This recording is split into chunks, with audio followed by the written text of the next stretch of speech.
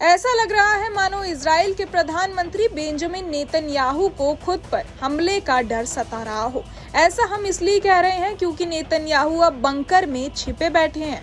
Media report में बताया गया कि नेतन्याहू सुरक्षा अधिकारियों के निर्देश के मुताबिक ज्यादातर समय प्रधानमंत्री कार्यालय के बेसमेंट में बने एक मजबूत कमरे से काम कर रहे हैं। दरअसल हिजबुल्लाह ने 19 अक्टूबर को ड्रोन भेजे थे, जिसमें से एक ने सीजेरिया स्थित नेतन्याहू के घर के पास पहुंचकर ब्लास्ट किया था। ड्रोन ने बेडरूम की खिड़की तोड़ दी थी, लेकिन वो अंदर नहीं घुस पाया था। अच्छी बात यह है कि हमले के समय घर में नेतन्याहू नहीं थे।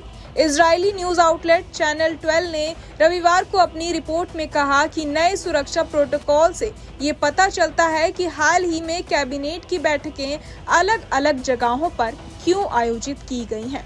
इसके साथ साथ नेतन्याहू के बेटे अनवर की इसी 26 नवंबर को होने वाली शादी की तारीख स्थगित कर दी गई है। वहीं नेतन्याहू की लीगल टीम ने जेरूसलम डिस्ट्रिक्ट कोर्ट में चल रहे भ्रष्टाचार के मामलों में कोर्ट से गवाही देने की तारीख को आगे बढ़ाने का अनुरोध किया है। नेतन्याहू की लीगल टीम ने अपील करते हुए तर्क दिया कि युद्ध के चलते नेतन्याहू गवाही की तैयारी नहीं कर पाए हैं, इसलिए उनकी पेशी की तारीख को कम से कम 2 महीने आगे बढ़ा दिया जाए।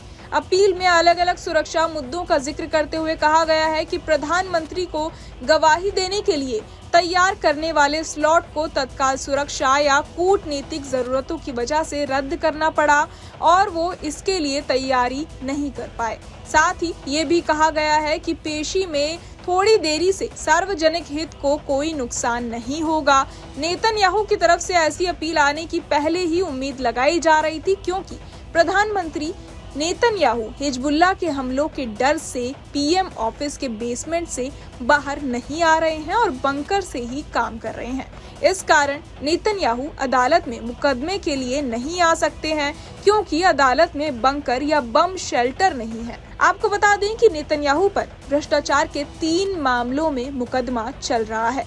बताया गया है कि न्यायालय में कोई सुरक्षित कमरा या बम से बचाव के लिए शेल्टर नहीं है।